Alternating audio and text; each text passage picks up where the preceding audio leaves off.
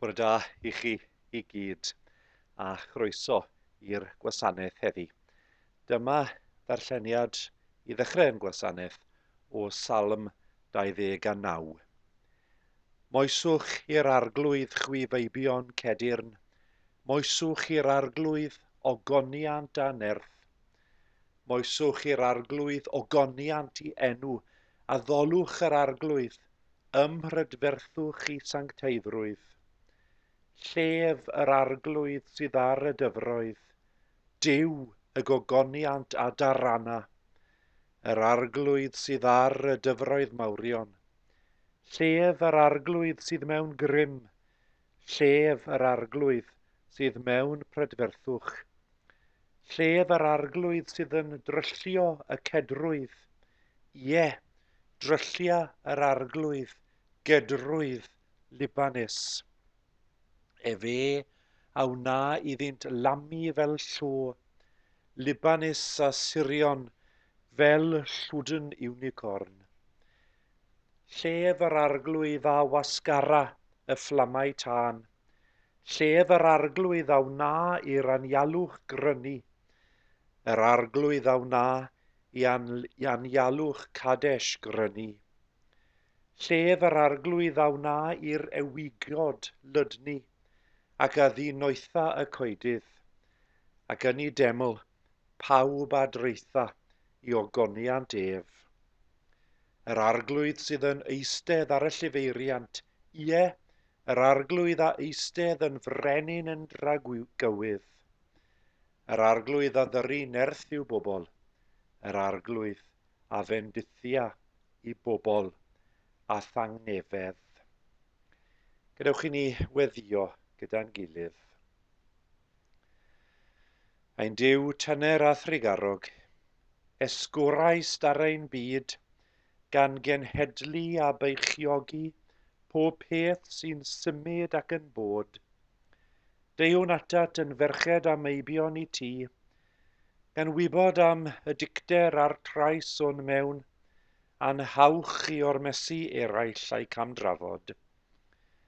Arglwydd erfyniwn am dy faddeuant, a thrwy gyfarfyddiad tyner yr ysbryd, helpa ni i ailddarganfod dawn tosturi, fel y gallwn yn wir fyw fel dy bobl di, a gwasanaethu'r ddynoliaeth gyfan. Amen. Darlleniad o lyfr Genesis, a mae hanes y creu yn dechrau yng Genesis pennod 1, adnod 1. Yn y dechreuad, creodd Duw y nefodd a'r ddeiar. Yr oedd y ddeiar yn afluniaidd a gwag, ac yr oedd tywyllwch ar wyneb y dyfnder, ac ysbryd Duw yn ymsymud ar wyneb y dyfroedd. A dywedodd Duw, bydded goleuni, a bu goleuni. Gwelodd Duw fod y goleuni yn dda, a gwahanodd Duw y goleuni oddi wrth y tywyllwch. Galwodd Duw y goleuni yn ddydd, a'r tywyllwch yn nos, a bu hwyr a bu bore, y dydd cyntaf. Ac yna at lyfr yr Actau, pennod 19. Tra oedd Apollos yn Corinth, teithiodd Paul ar draws gwlad a chyrraedd Ephesus. Yno dath o hyd i grŵp o gredinwyr, a gofynnodd iddyn nhw, wnaethoch chi dderbyn yr ysbryd glân pan ddeithoch chi i gredu? Na, medden nhw. Rydyn ni ddim hyd yn oed wedi clywed fod yna'r fath beth ag ysbryd glân. Felly, pa fedydd gawsoch chi, meddai Paul? Bedydd Iowan, medden nhw. Atebodd Paul, bedydd i ddangos eich bod am droi cefen ar bechod oedd bedydd Iowan. Dywedodd Iowan wrth y bobl hefyd am gredu yn yr un oedd i ddod ar ei ôl, sef yn Iesu. Felly, Ar ôl clywed hyn, dyma nhw'n cael I bedyddio I ddangos I bod nhw'n perthyn i'r arglwydd Iesu. Wedyn dyma Paul yn rhoi I ddwylo arnyn nhw, a dath yr ysbryd glân arnyn nhw, a dyma nhw'n dechrau siarad ieithoedd eraill a phroffwydo. Roedd yno rhyw ddwsin o ddynon I gyd. A boed I fendith Duw orffwys ar y darllen a'r gwrando a'r deall o'i air sanctaidd ef ar ein cyfer ni. Gnewch I ni weddio gyda'n gilydd. Rydyn ni'n doi diolch I ti o Dduw, dy fod ti bob amser ym mhob oes yn llewyrchu dy oleuni di ar dy fyd. Dy fod ti wedi yn y dechrau I gyd rannu'r goleuni o ddiwrth y tywyllwch, y dydd o ddiwrth y nos, a bod ti wedi sicrhau bod y drefen honno wedi parhau mewn bodolaeth hyd yn dydd ni heddi. Diolch dy fod ti yn ceisio ni i'r goleuni heddi o hyd. Ein llawenydd ni o Dduw yw gwybod yn bod ni'n cael cerdded yn y goleuni sydd yn dyfod I ni yn Iesu Grist, goleuni'r byd. Helpa ni I fyw yn deilwng o'n bedydd, y bedydd y cawson ninnau yn bedyddio ynddo, y bedydd sydd yn peri bod yr ysbryd glân hefyd yn bywydau ni, a'n bod ni wedi derbyn I nerth ef. Helpa ni I fyw yn deilwng o'n bedydd, I rannu'r newyddion da am Iesu Grist gyda phawb rydyn ni'n cwrdd â nhw. Gwna ni yn ddygyn o Dduw. Rwy ni ddycnwch hyd yn oed pan mae'r oriau yn ymddangos yn ddu a'r amgylchiadau yn anodd. Rwy ti yno, yn cynnal o hyd, yn arwain, yn rhoi nerth I dy bobl di. Cyflwynwn ni'n tithau anghenion yn byd ni heddi. Y sefyllfaodd yna mewn gwmynt o wahanol wledydd lle mae yna angen. Bydd tithau yno o Dduw os gweled i'n dda. Bydd tithau yno yn dy gariad, yn dy nerth, yn cynnal. Lliw hefyd yn gweddiau preifat personol ni, os gweled i'n dda. Bydd gyda ni wrth I ni gofio y rai sydd yn galaru heddi, sydd wedi gorfod ffarwelio ag anwyliaid. Bydd gyda rai sydd yn dost, a rai sydd yn teimlo yn sobor o unig yn y dyddiau hyn. Cynnal dithau hwy o Dduw, ac ateb yn gweddiau ni I gyd, a mynd I ofyn y cyfan yn enw Iesu yn gwaredwr, a'n disgodd I weddio drwy ddweud. Ein tad, yr hwnnw yn y nefoedd, sancteiddiau'r dy enw, dyled y deyrnas, gwneler dy ewyllus, megis yn y nef, felly ar y ddeiar hefyd. Gyrrwy ni heddiw ein bara beunyddiol, a maddau I ni yn dyledion fel y myddeiwn innau hi'n dyledwyr, ac nac arwain ni I brofedigaeth, eith yr gwared ni rag drwg, canis eiddo ti yw'r deyrnas a'r nerth a'r gogoniant, yn oes oesoedd. Amen.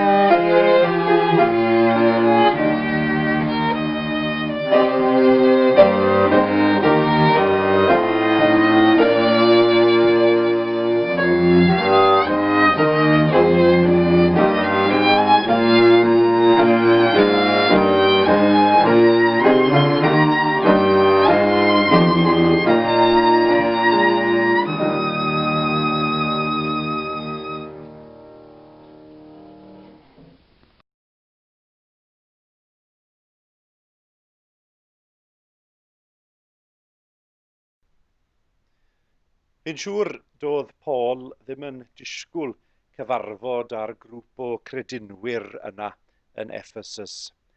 Grŵp o bobl oedd wedi dod i gredu yn Iesu Grist, ond eto mae'n amlwg heb gyflawni yr hyn y byddai Paul a'r apostolion eraill wedi disgwyl iddyn nhw wneud ar hyd llwybr ffydd.